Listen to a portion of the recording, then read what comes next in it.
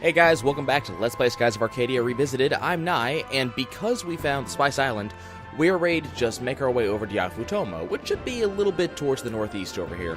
Should be coming into view momentarily. Oh, and look, there it is. It's right here.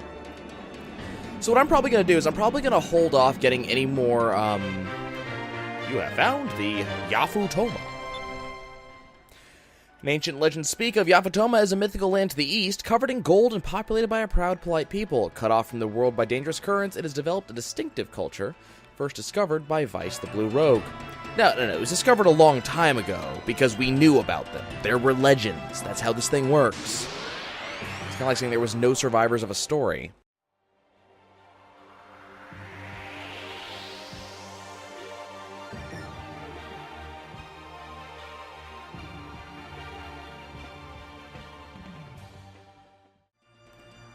Okay, so for the time being, we're basically going to ignore all the discoveries left in the world, because they're going to be a lot easier to get later on in the line. And we're just going to start blitzing the story. So let's go to Yafutoma. Oddly enough, even though we got attacked on the way into Yafutoma, the people of Yafutoma are surprisingly, gentle and unwarlike. This is a very beautiful place with very clear water, and apparently a lot of people who are very interested in us showing up. The entire town showed up. And they want to know about our ship. It's huge, and apparently we dress funny. And our hair, it isn't black. Yeah. Yeah, there's a couple of comments here. It makes you almost wonder how this is a, Japanese-based game. Or, well, made by a Japanese company, at least. Hey, look, it's a guy. He's wearing scales. This is a place protected by Mount Kazai. Yes, the mountain protects this place. And the Blue Moon. Under the sovereign reign of Lord Mikado, invaders will be punished. We're not invading, we came to visit. We're tourists. That's how this works. Apparently we have invaded Yafutoman lands. Yes, we're not invading. Not invading. We're dancing. We're tourists. Leave us the hell alone. Like, everybody's proud of Ice. It's like, yay, it's recorded in the history books. They've been here for a while. This guy just will not drop this invasion fetish of his. Don't attack them. They're tourists. They bring money. See? There's this guy. This guy's a much better diplomat than his brother over here. Their primary responsibility is to defend Yafutoma. Please forgive our... No, not your. His. Smack him for me. Smack him. But Lord Mikado said that he would like to speak with us, if we would go with him. The king of these lands already knows we're here. We got here like 14 seconds ago. I mean, seriously.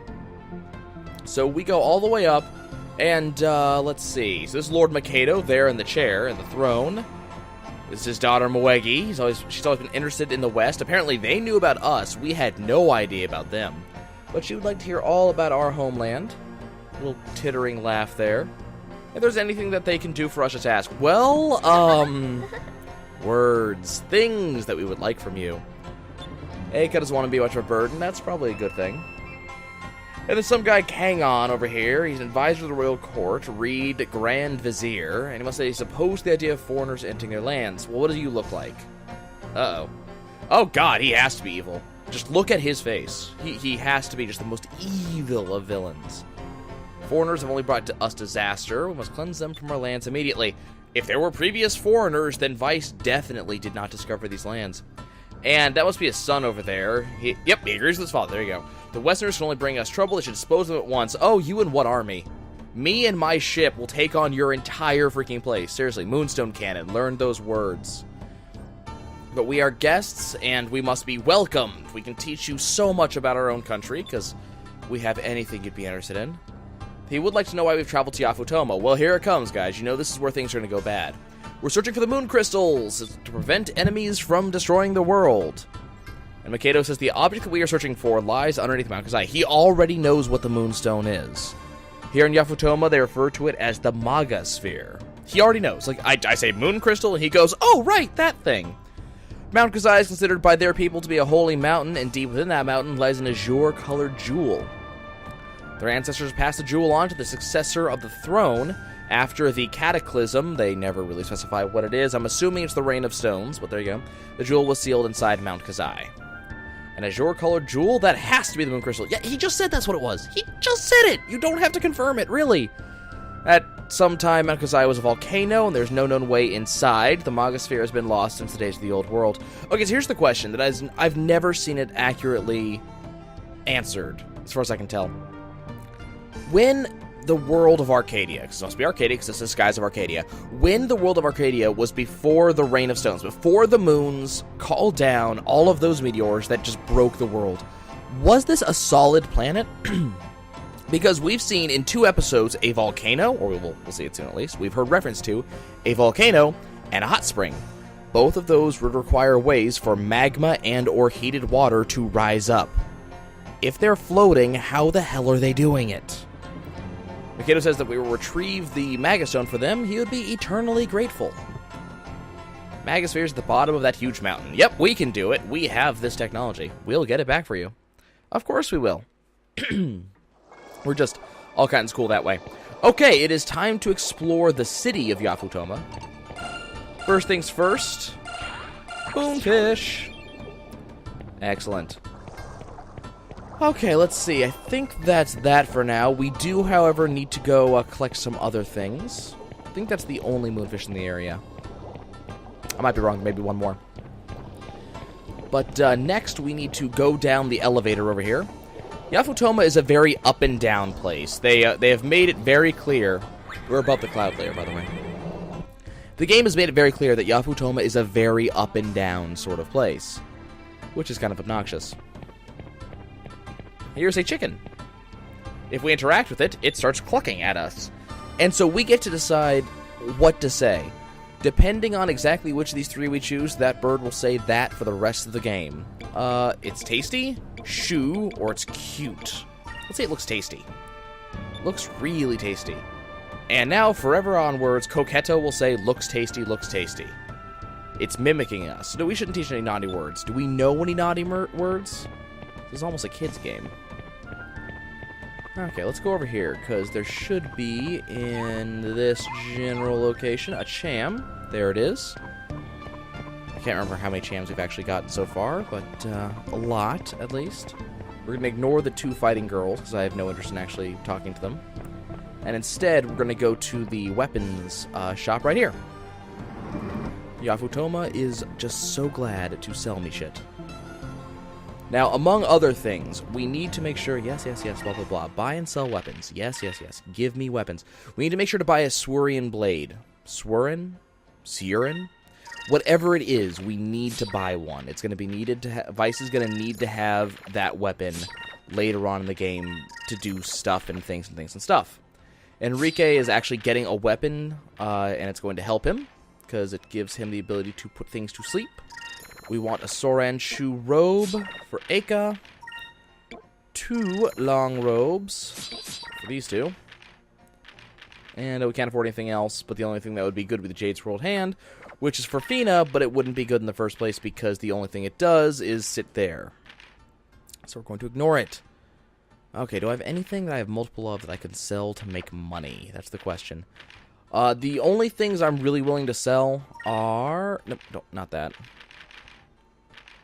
There's a couple things that drop that they don't do anything.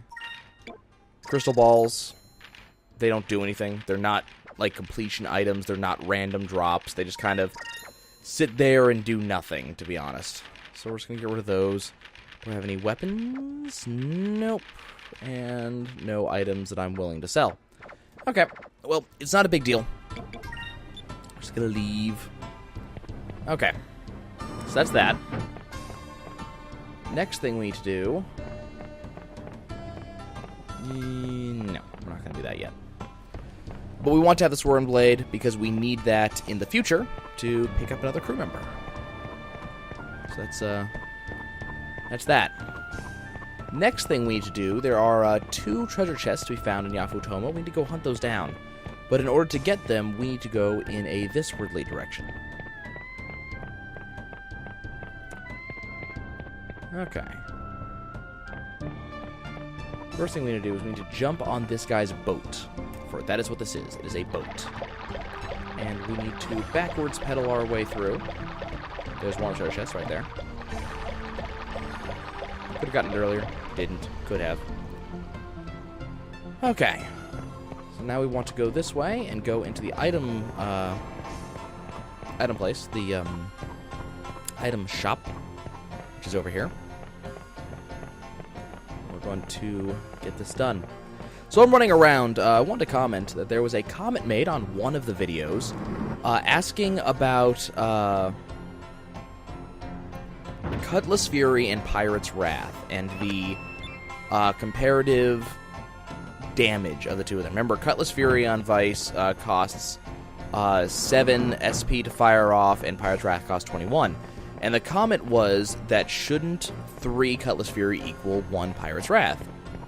So I went and looked at it, and the answer is yes. It very much does. The numbers are almost exactly 3 times, and it just give or take the margin of error that the game introduces. But Pirate's Wrath does almost exactly 3 times the damage of Cutlass Fury. So the question of which one's better, because generally that's going to be your damage dealer. Technically, Drachma does have a more powerful move. I forget how much it is. It's like 28 or 30 SP. It's a very large amount. So if you want to do the most damage, you want to fire off Pirate's Wrath if you want to do the most damage at once. But the question is, during what point in the game are you firing it off? Early in the game, let's say you focus all of your SP on, or not SP, but Moonstones, or Moonberries. There we go, that's the word I'm looking for. Let's say you focused all of your Moonberries specifically on Vice, and got Pirate's Wrath as early as possible in the game. And you got to a point where you actually can get 21 SP all at once. Depending on how long it's going to take you to get that 21 SP, you may want to just save your SP and just do a Cutlass Fury every turn. Because that would be a little bit more... That'd be a little bit smarter, because you'd actually be able to do it every turn, as opposed to waiting, like, 7 turns to fire off Pirate's Wrath. But if you reach the point in the game where I am, where I can focus up for 2 turns in Pirate's Wrath, that's a little bit better use of your time and efforts. It entirely depends on exactly where in the game you are. Okay, we want to make our way across these bridges over here. No, not over there. Over here? Nope, not over there. Over here. Sorry, get myself turned around. We want to make our way across these bridges to this house that's being worked on right over here.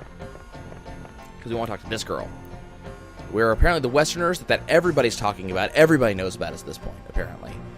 This is the best builder in the country. Her name is Kirala. And she wants to know what we think of the town, that she doesn't think we should have seen such fine structures.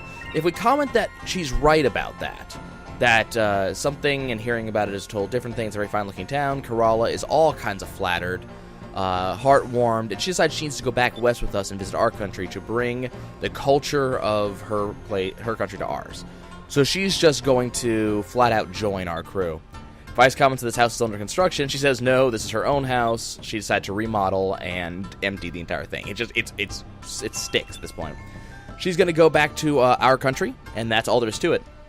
She does give us a hint that there is a sister of hers named Urala, who we can also talk to. So we're going to have to go hunt her down. And the thing is, in order to get Urala into your crew, you have to get Kirala first. Now we can... Oh, right, I have to interact with it. Now we can jump onto this elevator, which will bring us back up here. Nice and quick.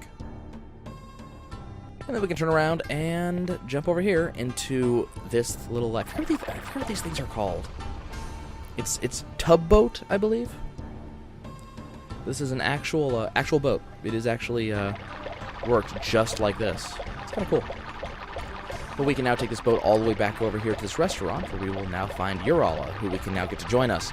If we came here earlier, we would have gotten nothing. Urala wouldn't have joined us. She would have commented about how she wasn't sure she could do anything. But now that Kirala is on our crew, Urala will just happily join us. So, hi, I want you to join my crew. She wants to know what we can get for her, and Aka comments that apparently Yafutoma has waitresses as well. Urala does not have any idea what that is. Thinks we're talking about a food. And Aka just starts cracking up about the misunderstandings between cultures. You know, all that funny stuff. So we sit here, Aka, goes back and forth constantly, and says that we'll come back some other time, and Urala just sort of thanks us for coming in. And then Vice comments, that's where the initial conversation would stop, but because we have Kirala in the party, Vice then comments that there's any chance that she's Kirala's little sister, because apparently he can tell the difference between these people after just entering and seeing them for the first time. And comments, why do you ask? And Aka comments that Kirala has decided to join the crew of our ship as a builder, and you might want to be interested in joining our crew as a cook. Unlike her, she's not good for much of anything besides cooking. We're like, well, cooking? We could use something besides the MREs that we've been eating for the past several months. How would you like to join our crew as a cook? And Urala is just instantly interested. Wants to know if she's somehow, qualified, and Vice goes, of course, just make us food from around here, because we've never tasted something so tasty, because our crap's really, really bland. And now Urala has joined our crew as a cook. Oh, I feel so special. Easy stuff, right? So that is another 2 crew members for us. And now we've basically exhausted everything that we can do in this immediate area. Okay. Let's go drop off the tugboat. And now we got a choice of what we want to do. For the most part, we're ready to just go to Mount Kazai, which I'm thinking about doing because we've got time for it. For some of it, at least. We could also go and hunt down discoveries, which I'm thinking about doing, and I might very well do. Yeah, I need to, because I need a little bit more money, so we got to outfit our ship. Because there's I just passed a ship outfitter, and there's a bunch of new weapons that you can get in Yafutoma, which I don't have, so we should probably do that. But I'll need money for that, which means random encounters, so... Oh, but we're not allowed back into the Delphinus. Right. Okay, well, we're not going to be given much of a choice then, are we? The game will not allow us back on the Delphinus. There's nothing more to do in Yafutoma, so we're just going to go straight to Mount Kazai, and that's going to be the end of it. So back into here we go. Let's talk to this gentleman. We get to do 2 things with him. One, we can buy and sell ship parts. The problem is, his stuff is extremely expensive. I don't have the money for it. So we're just going to exit, and we're going to proceed to Mount Kazai. And he's going to give us an underwater suit, which is something that we're going to need in Mount Kazai. Very important, we have to go underwater. Aka says we can't swim. The ship parts merchant lets us know that as long as we are using that underwater suit, we'll be fine. It's a thing that's behind him. Also covered in scales. Very fitting for something that brings us underwater. And off we go. So I'm not allowed any control over the ship whatsoever. It's an automated thing, and it only goes from Yafutoma directly to the crater at the top of Mount Kazai. It's not called a crater, is it? The top of a volcano. That's oh God, I can't remember the word. Darn. I'll get it eventually. So the water here looks so calm and so cool. It's almost like glass. It's very beautiful. It even reflects things. So this is... It was a volcanic area. And look up on the wall, and you will find the blue gigas, which I swear to God, the head looks like Oogie Boogie. Looks like a huge bird. That must be Blueheim. You gotta wonder how it got stuck in that wall. But that was the blue gigas. Looks like Blueheim was trapped in the lava and encased in stone at some point. If that thing ever got free, it would be in big trouble. Every gigas she faced so far couldn't fly. We can't imagine how tough this one would be. We should try to secure the blue crystal as soon as we possibly can. And off we go. Yeah, well, we haven't ever had to face a gigas, in this ship. And something tells me the fact that we have... the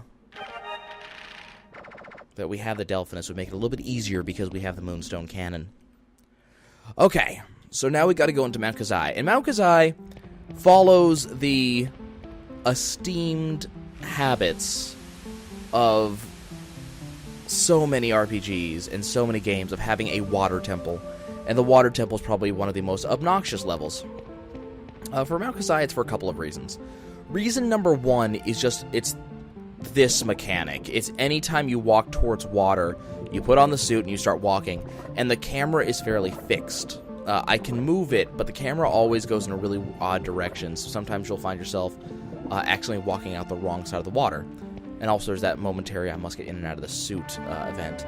The other problem is, of course, the water temple mechanics. We are in a water temple, therefore we must move water around. In this case, see, I completely missed the first switch. In this case, you must activate these switches. Every time you activate them, it fills water up this little main chamber in front of us, which you'll see in just a second. Controller rattles a little bit, and water just comes out of nowhere, out of a tube, and starts filling up this chamber. We gotta hit, I think, 4 of those switches before we're actually able to progress through the temple. Looks like this trigger to release some sort of water release valve, blah, blah, blah. So which is probably here to fill its area with water, yes. I don't know why it would be unfilled in the first place. So part of the water temple's annoyances is simply because it's just blah, switches.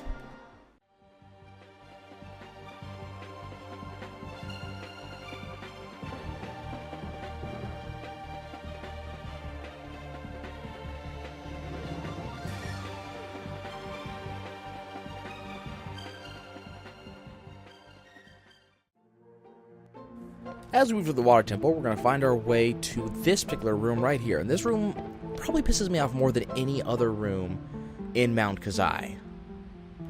It really obnoxious. Mostly because you have to pick the right one of these ramps to go down. And I can never remember which one it is. I think it might be this one. What happens as soon as you go down, you put on your suit and you jump down. And what we need to do is we need to land on a certain raised platform, which I completely missed and flubbed. So as you can see, now I'm underwater. I'm not where I need to be. I need to be on a raised platform. So what I have to do is I have to go up this ramp here, and I gotta try again. And the issue is, remember, we're talking about a very high random encounter rate in this game. So every time you go around and screw it up, you have an increased chance of dealing with a random encounter, which can be really obnoxious, especially if you start to fill in your map, because then you're starting to forget which one you actually went down. I think in the last time I went through Skies of Arcadia, last time I recorded it, I got this right on the first or second try, and failed to remember to go back and try to figure out which one I had actually gone down.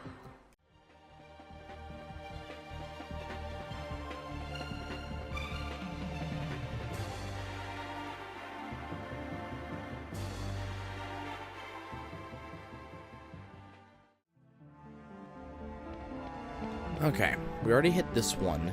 Maybe it's... No, it's not the immediate one. Went down this one.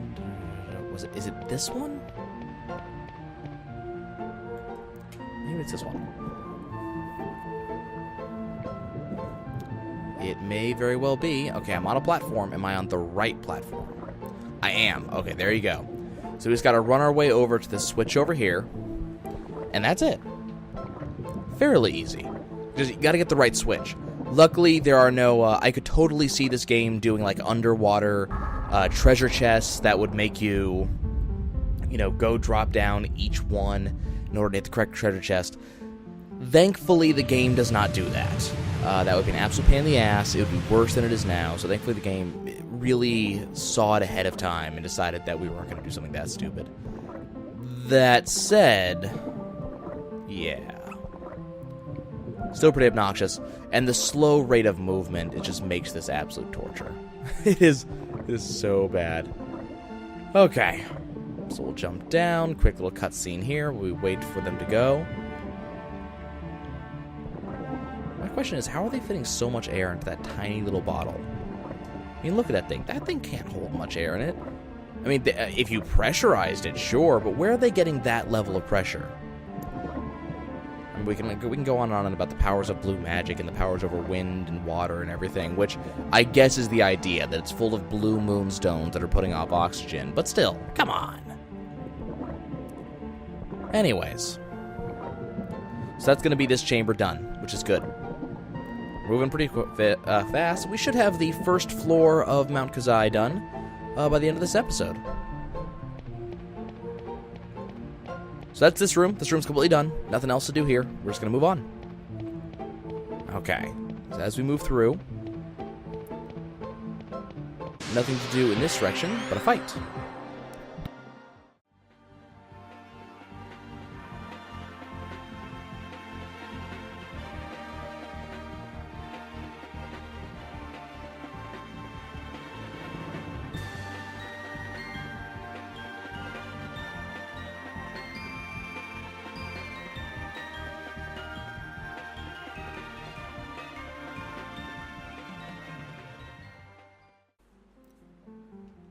Well, that was a bit of a tough fight. Let's get Fina to go ahead and heal us.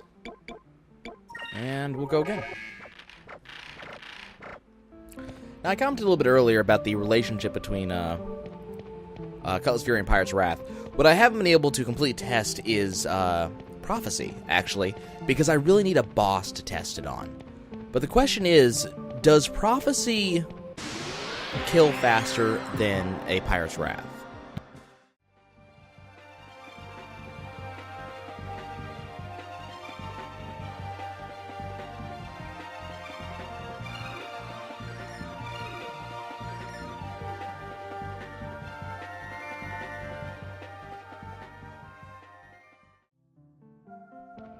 I got a little bit of testing. From what I can tell, it looks like Cutlass Fury should... Not Cutlass Fury, but Pirate's Wrath should eventually do as much damage as a Prophecy. And the question is, which one gets there faster? Would you get there faster by just doing Pirate's Wrath over and over and over? Or would you get there faster by doing one gigantic Prophecy? The plus side on Prophecy is that it does take up the entire turn. So, and by entire turn I mean both turns. Your turn and the opponent's turn. So yes, you know, all of your characters did the exact same thing at the exact same time, and you didn't get to use each individual character, but you did also stop your opponents from being able to do anything, and probably killed a couple of them too. And did massive damage to any of them that, weren't killed. So there is a plus side to Prophecy, but it doesn't allow you to heal, it doesn't allow you to do things like that. You gotta wait till the next turn.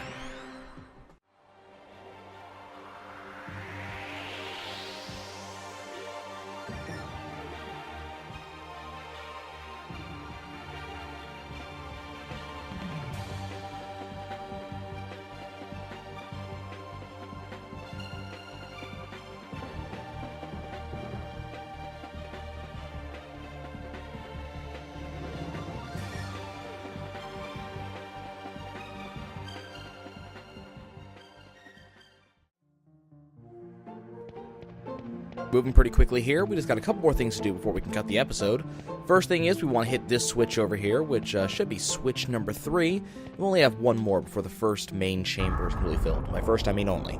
Thankfully, even though we do have the obnoxious water temple requirements here, we got to work the way the game wants us to go.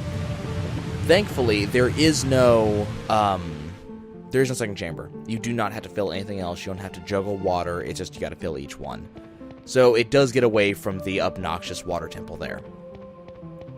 So we got one more room to go to, which I think is the second easiest room. I say second only because it follows the main room. We'll get there in a second.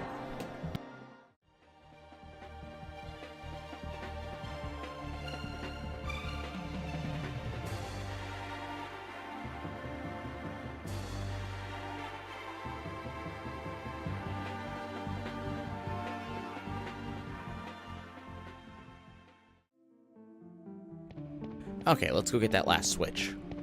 So we get to go enter through this room. They obviously meant you to go do this one last because the jump down into that pile of water is right behind me. And I gotta wonder why I can't just go and jump, you know? I gotta wonder that. But the game does not allow for that. I can't just go and jump. I just gotta, do all this.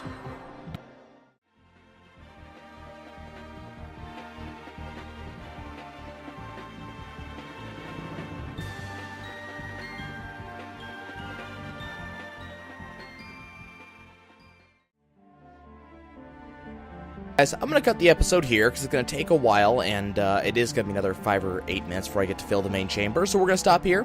When I return, we're going to finish Mount Kazai and do whatever comes next, so I will see you guys later. Ta-ta.